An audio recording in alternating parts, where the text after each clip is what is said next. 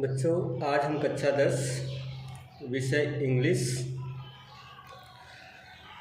Lesson 2 fire and ice, जो कि Robert Frost द्वारा लिखित एक पोयम है, का हम पार्ट सेकंड देखेंगे, जिसके अंतर्गत हम सारांश देखेंगे। समरी सबसे पहले हम हिंदी में देखेंगे, उसके बाद दोनों साथ में देखेंगे, हिंदी और इंग्लिश दोनों साथ में। रॉबर्ट फ्रॉस्ट की कविता फायर एंड आइस मानवीय भावनाओं के विनाशकारी प्रभावों को दर्शाती है। Summary in English. Fire and ice by Robert Frost is a symbolic poem that explores how human emotions could lead to the world's destructions. कवि दो विपरीत तत्वों आग से आशय है कि इच्छा, लालच, वासना, जुनून और बर्फ से आशय है घृणा, उदासीनता या शीलता के माध्यम से यह बताता है कि दुनिया का अंत कैसे हो सकता है। The poet considers two contrasting elements, fire representing desire, passion और greed, and ice symbolizing hatred, indifference or coldness.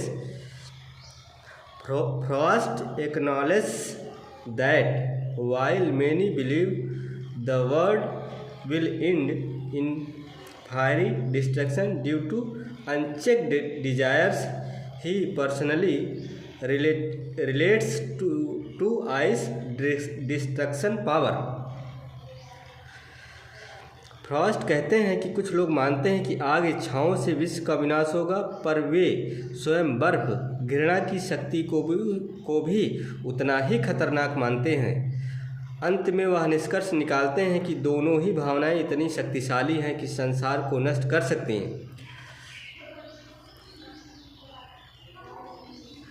However, he concludes that both fire and ice are equally potent in causing annihilation, emphasizing that human flaws like extreme emotions or indifference can lead to doom.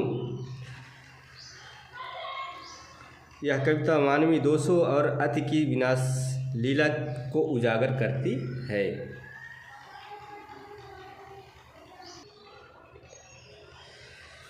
बच्चों इसके आगे हम देखेंगे इस poem का meaning भी देखेंगे और इसकी व्याख्या भी समझेंगे। सम से the world will and in fire. कुछ कहते हैं संसार अग्नि में समाप्त होगा। सम से इन आइस। कुछ कहते हैं बर्फ में। From what I have tested of desire. इच्छा का स्वाद जो मैंने चखा है। I hold with those who favour fire.